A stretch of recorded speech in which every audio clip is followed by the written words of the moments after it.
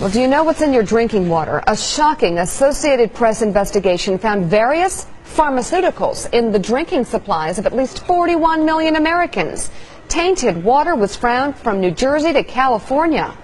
NBC's Tom Costello is following the story from Washington.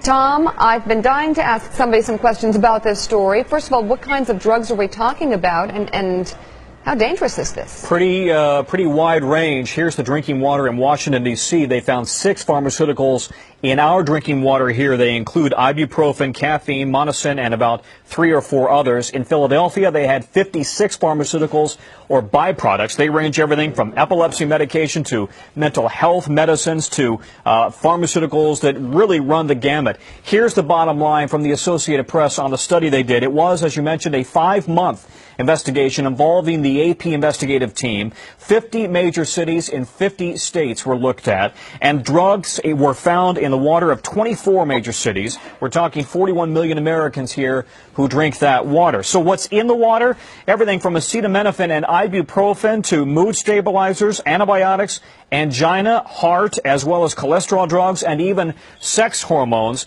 The trouble here, Meek, is that the federal government does not test specifically for pharmaceuticals in the water. And in fact, there is no way to scrub water that is in a treatment plant for pharmaceuticals.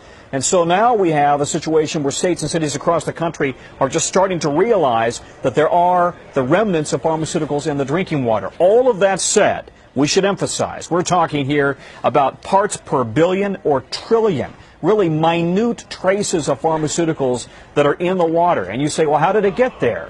Well, without getting too graphic, all of us who take medication for one thing or another, we don't absorb all of it. It is excreted. It gets into the sewage system, into the water treatment plants. And then, because water treatment plants can't scrub it all out, if any of it, it just kind of dilutes on into the water system. Sometimes it gets into the water table, into wildlife, and then into reservoirs. It goes back into the water treatment site, into the water treatment plants. I wonder if there's going to be, long-term study about effects of this down the road. And, but I guess initially, Tom, the question I'm sure you're asking today is there anything the government can do about this? Yeah, and the EPA says it's concerned about it, but we don't yet know, and water treatment utility plants say they are convinced that there is no immediate threat to anybody out there.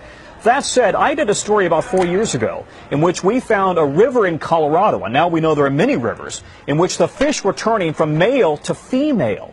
And the reason was because there was too much estrogen in the water. The natural female hormone was literally turning male fish into female fish, and the thinking was that this is a canary in a coal mine. So now the question is, what's the impact on humans? Yeah, that's the next one. Tom Costello on this story from Washington. Thank you very much.